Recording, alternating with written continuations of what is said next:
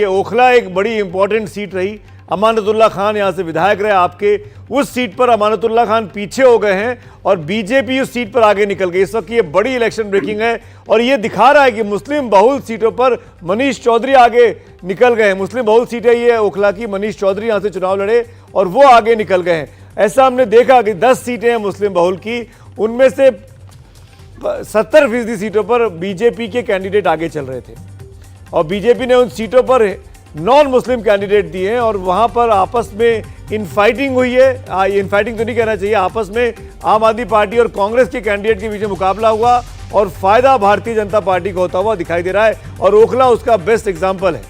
जी, हम चाहेंगे कि वो तस्वीर भी दिखा पाए और ग्राफिक्स भी दिखा पाए। अगर हम जो मुस्लिम बहुल सीट हैं उसमें किसको कितनी बढ़त मिली हुई है वो ग्राफिक्स आएगा तो तस्वीर समेत और साफ हो जाएगी। ओखला से इस वक्त बीजेपी आगे, ये बड़ी खबर है। ये जो अब ग्राफिक्स सामने है, मुस्लिम बहुल सीटों पर नजर डालें तो कौन सी वो 10 सीट हैं जहां पर मुस्लिम वोटर्स है और आम आदमी पार्टी 5 पर बढ़त बनाए हुए है और बीजेपी 5 पर। तो यहाँ भी इसमें खबर यह है कि 5 का फायदा बीजेपी को हो रहा है। बिल्कुल, ये 10 की 10 भाजपा थी, इसमें 5 में इनरोड बीजेपी ने बनाया है और बीजेपी की जो रणनीति रही, ऐसा नहीं है कि मुस्लिम बीजेपी को वोट नहीं करते हैं।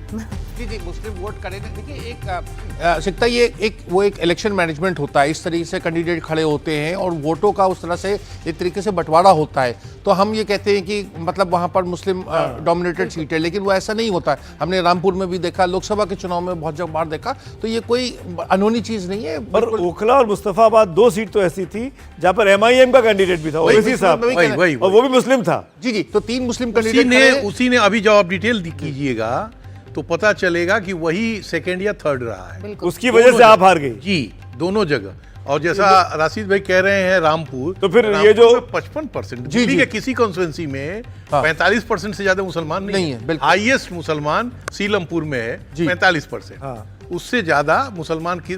और अगर आम आदमी पार्टी हार जाती है 2 सीटें रशीद भाई, ओखला वाली और मुस्तफाबाद वाली, बिकॉज ऑफ MIM, बस तो ये जो इल्जाम लगता है कि वो बी टीम है ओवैसी साहब। देखिए, तो हर राजनीतिक दल जो है स्वतंत्र है, कुछ ना कुछ होगा। सुमित, देखिए हर राजनीतिक दल स्वतंत्र है कि वो अपने हिसाब, अपनी ताकत पे चुनाव लड़े। आप ये नहीं कह सकते कि भाजपा को हराना है तो बाकी सब बैठ जाए।